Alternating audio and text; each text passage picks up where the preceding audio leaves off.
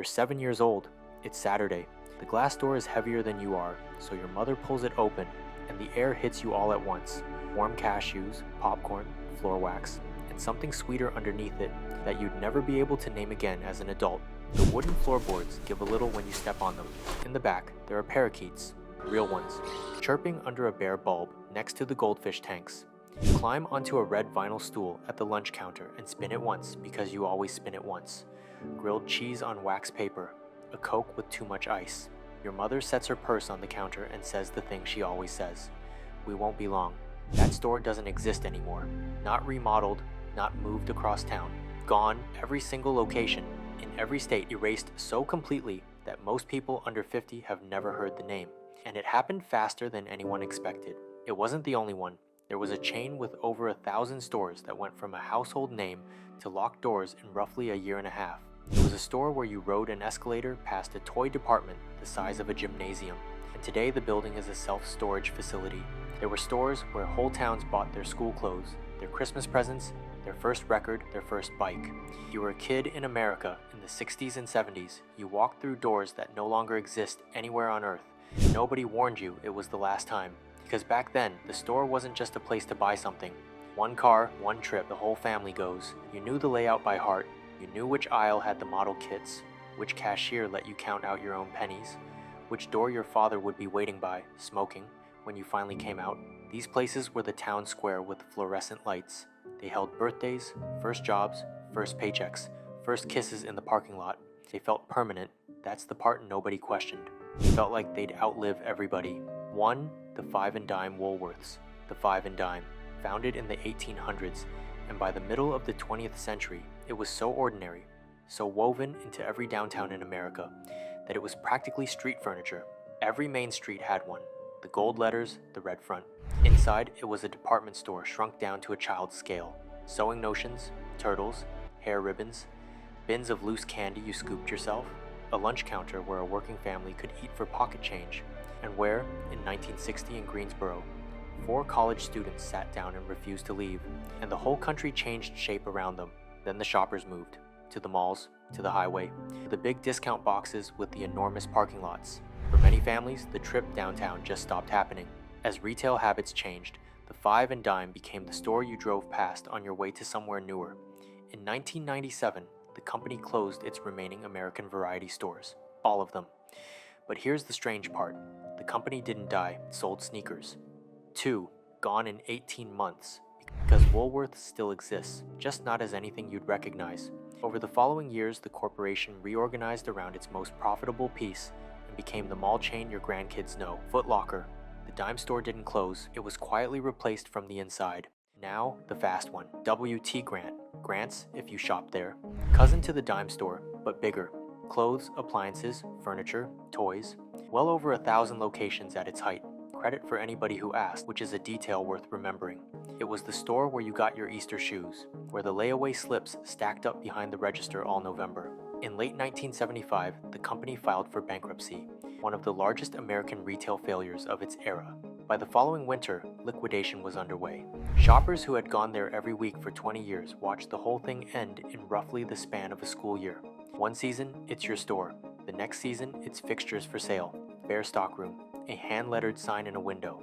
And that's when a question starts to form. That could vanish in 18 months. How safe was anything else? 3. The discount kings. The answer was, not very. Picture the parking lot instead of the store. Acres of it, a sign the size of a barn, lit up against a purple sky at 8 p.m. on a Thursday. The doors open with a rubber mat thump. Inside, ceiling-high aisles, a snack bar, a record department, a lawn and garden section that smelled like fertilizer and hot plastic. Your father in the tool aisle, comparing mower blades. You, 3 aisles over, digging through the clearance bin for a scratched .45 EJ Corvette. 2 guys, Zayre, Gemco, Fedmart, Woolco. These were the giants of the discount era, the stores that pulled America out of downtown and into the suburbs. Corvettes in particular was a phenomenon, a chain that started small and grew into an empire that made the old department stores genuinely nervous. By the end of the 70s, it was essentially finished. The last stores closed around 1980. The others followed one by one through the 80s and 90s, absorbed, renamed, liquidated. The stores that killed the dime store got killed too. And the thing that outlasted all of them never had a parking lot at all. It came to your house. 4. The book. Every fall, it landed on the porch with a sound like a dropped brick. The Christmas catalog. Sears called theirs the Wish Book. Montgomery Ward had its own. And for about 6 weeks, that book was the most powerful object in the house. You laid on the floor with it.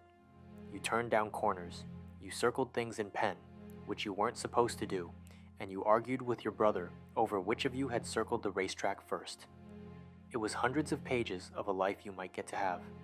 Bikes, dollhouses, chemistry sets, record players in fake wood. And it was the internet, 40 years early. The whole American marketplace delivered to a farmhouse in Nebraska that was 90 miles from a real store.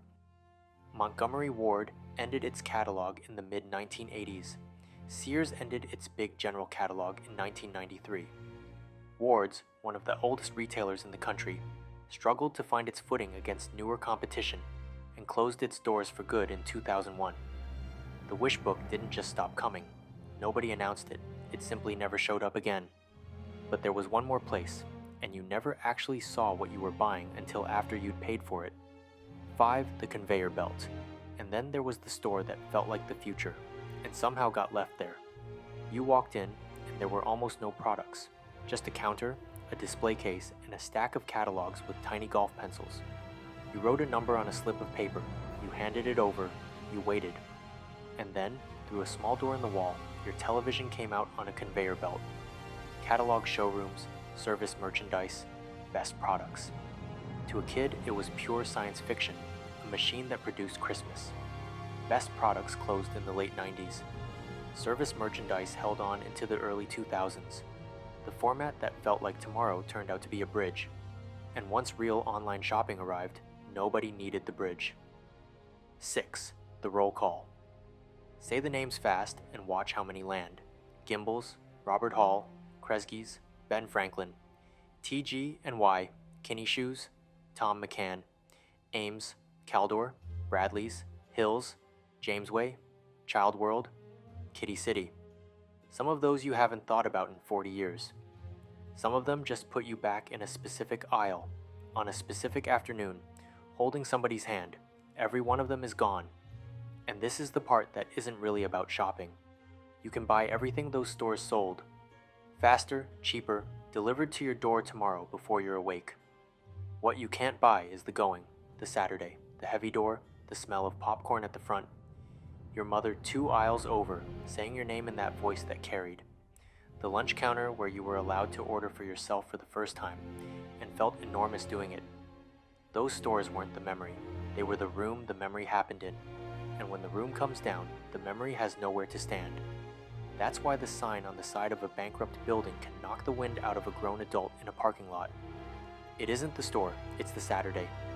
There's a shopping bag in an attic somewhere, paper, faded logo, folded flat behind a box of ornaments because someone couldn't quite throw it away. There are storefronts on Main Street where the letters came off the brick, but the paint underneath never faded, so on a bright afternoon you can still read the name, like a shadow that outlived the thing casting it. And there's a store you shopped at last month, one you assume will be there next year. Go look at the parking lot on a weekday afternoon, count the cars, because the last time for you is always a normal day. You put your bags in the trunk, you didn't look back, nobody ever does, nobody knows too.